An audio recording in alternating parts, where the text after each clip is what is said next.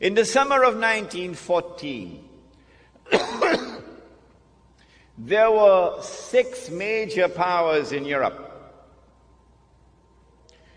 Britain, France, Russia, Germany, Austria-Hungary. That's 5.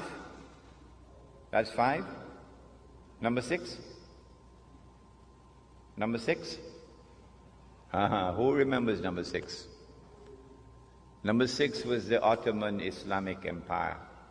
I mean, we forget about it. 6 major powers in Europe.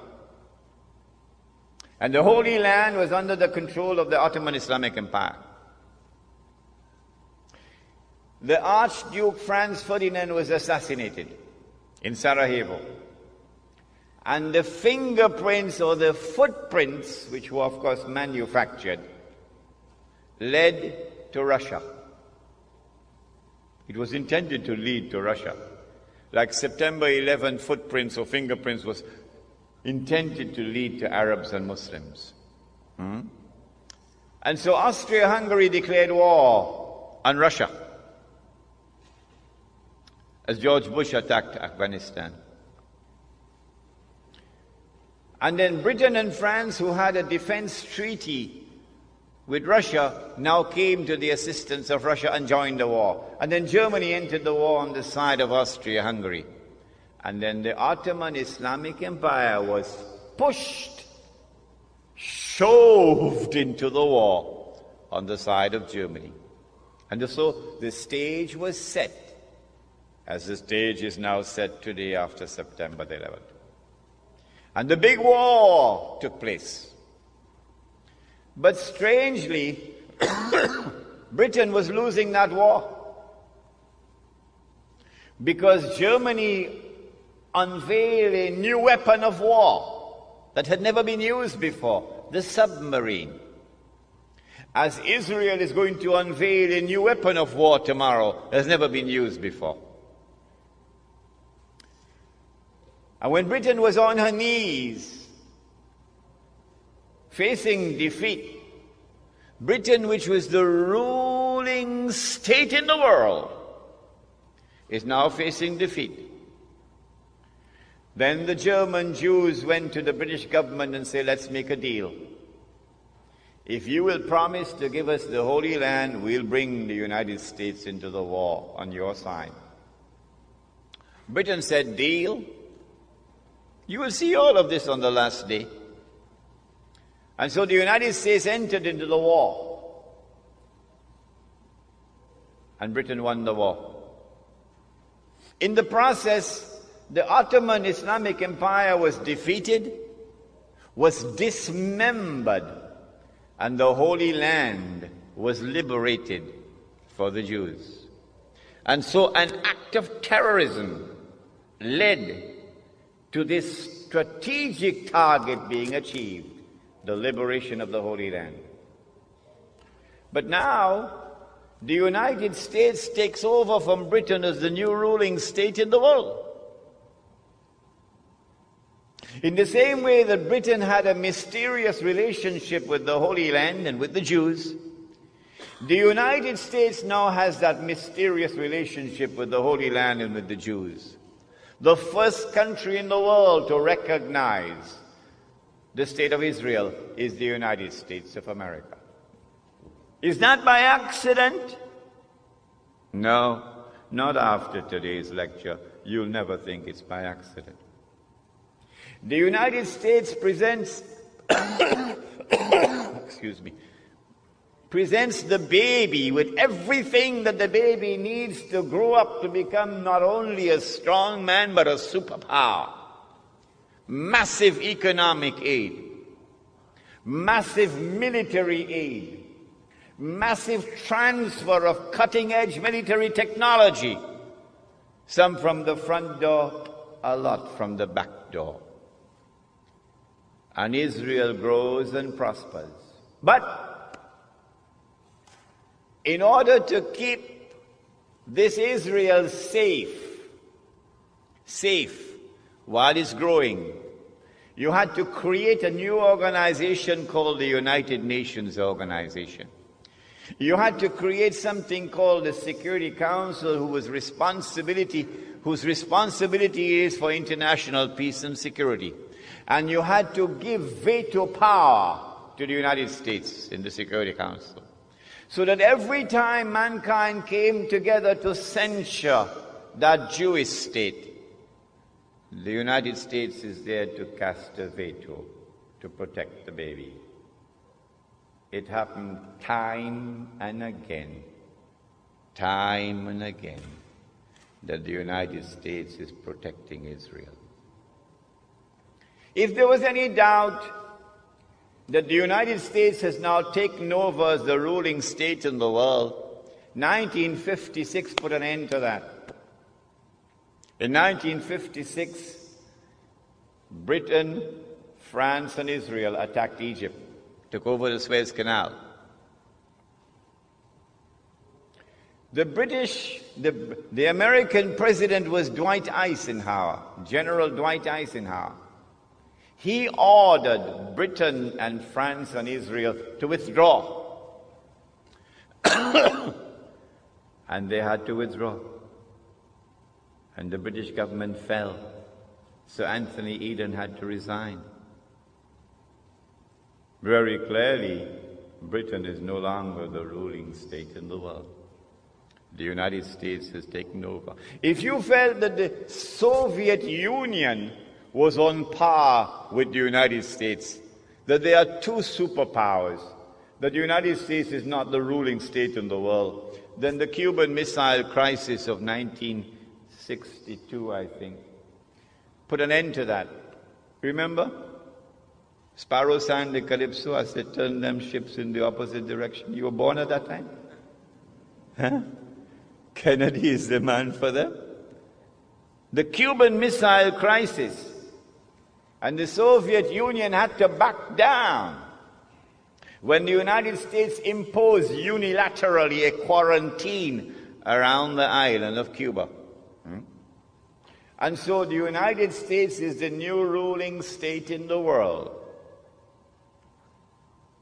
And the United States has a mysterious relationship with the state of Israel. Can anyone explain that? Suffocating grip Jewry has on every component of American life. At the top of the food chain is the privately held Federal Reserve Bank, where Ben Shalom Bernanke serves the Fed's principal shareholders, the Rothschild Group, Goldman Sachs, and J.P. Morgan Chase, who gouge Americans with interest charged on loans made to the U.S. government from monies printed out of thin air. The greatest scam in the history of Jewish swindling. 3 years after the big bank bailout, secrets are emerging, including the one about the $13 billion in profits the banks made thanks to below-market loan rates from the Federal Reserve. Our fourth story on the countdown, a kind of smoking gun proving your worst fears about the 2008 public welfare checks from taxpayers to banks who described themselves as too big to fail.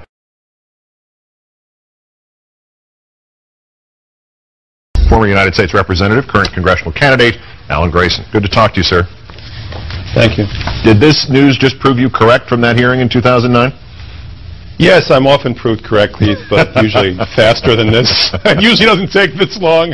But I am pleased that we were able to go join with Ron Paul, who introduced legislation to accomplish just this 26 years earlier and get a full and complete audit of the Federal Reserve, which has now shown $16 trillion in money lent out directly from the Federal Reserve to institutions, various institutions, including many foreign institutions. About a third of the money, it turns out, went to foreign institutions. And then on top of that, another $10 trillion in currency swaps between the Federal Reserve and foreign central banks, which they had no way to recover if the foreign central banks weren't able to get the money back themselves. So altogether, $26 trillion of bailouts just in those two categories, not including TARP, not including FDIC financing of U.S. institutions, $26 trillion, that's almost $100,000 for every man, woman, and child in America, all done by the Federal Reserve without any act of Congress authorizing it. All right. There's a lot of numbers thrown around here, and sometimes when you just hear it abstractly, 13 billion sounds like it's larger than 7 trillion. Which of all of these numbers, which outrages you the most and which should outrage the public the most? I think that we can all agree the trillions of dollars that were extended by the Federal Reserve to the banks in the form of corporate welfare. What they did is they took our money, the U.S. dollar, the fact that they control the currency, the fact that they have control of the money supply, and for the first time in history, and I'm talking about in the 100-year history of the Federal Reserve, they played favorites.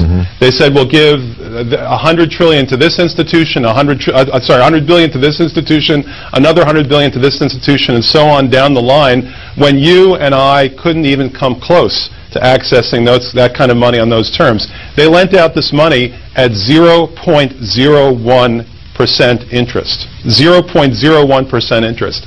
Go try to get a loan like that from your bank. It was corporate welfare, pure and simple, and what they were doing is they were playing around with the value of the money in your pocket and the money in my pocket. They were taking the U.S. dollar and playing Russian roulette with it, giving it out in enormous, staggering sums in the hope that they might get it back. Well, they did get most of it back, but what about next time? In this time when anytime grandma gets a Social Security check, some liberal or Democrat is accused of favoring socialism.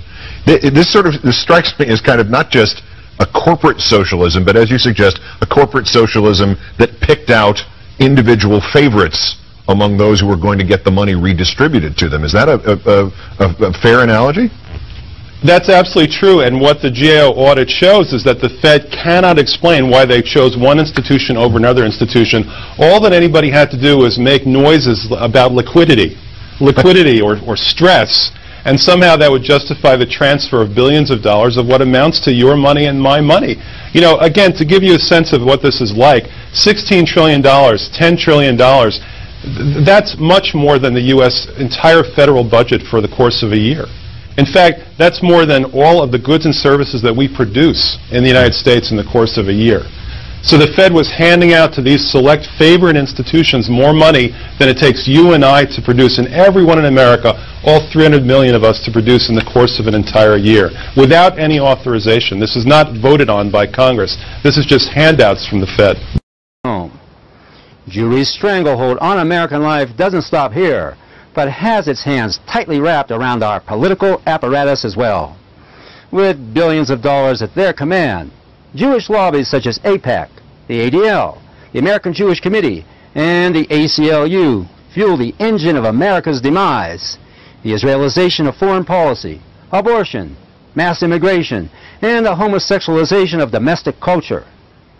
Linked with political control is the emergence of our national security state, where Homeland Security is fully in the hands of Jewry. Big Sis is no more than Gentile window dressing. The real boys and girls behind our national police state are Michael Chertoff, Joseph Lieberman, Jews don't retire, Dianne Feinstein, head of Senate Intelligence, Carl Levin, head of Senate Armed Services, and Bibi Netanyahu, who oversees the myriad of Israeli high-tech companies that operate throughout the architecture of both the DHS and the NSA.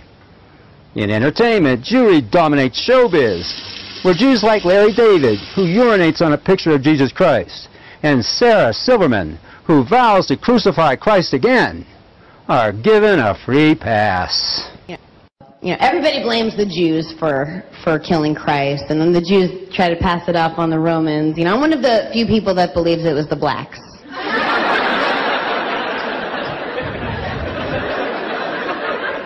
I don't care. Good. I hope the Jews did kill Christ. I'd do it again. I'd fucking do it again in a second. In education, the American Federation of Teachers is led by Randy Weingarten, a professed lesbian, who, while advancing the Jewish program of homosexuality, spelling the destruction of the Christian family, is intensifying federal centralization, short-circuiting local and state obstacles to Jewry's command over the minds of the masses.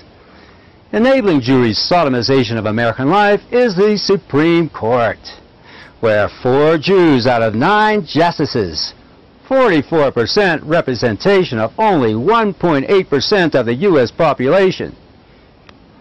Finally, the propaganda levers that move the machinery of tyrannical hegemony is fully in the hands of Jews. CBS is owned by Murray Rothstein, who passes himself off as Sumner Redstone. NBC is owned by Brian Roberts. ABC is owned by Sidney Bass, whose CEO is Robert Iger. And CNN is primarily owned by Israeli multimillionaire Aviv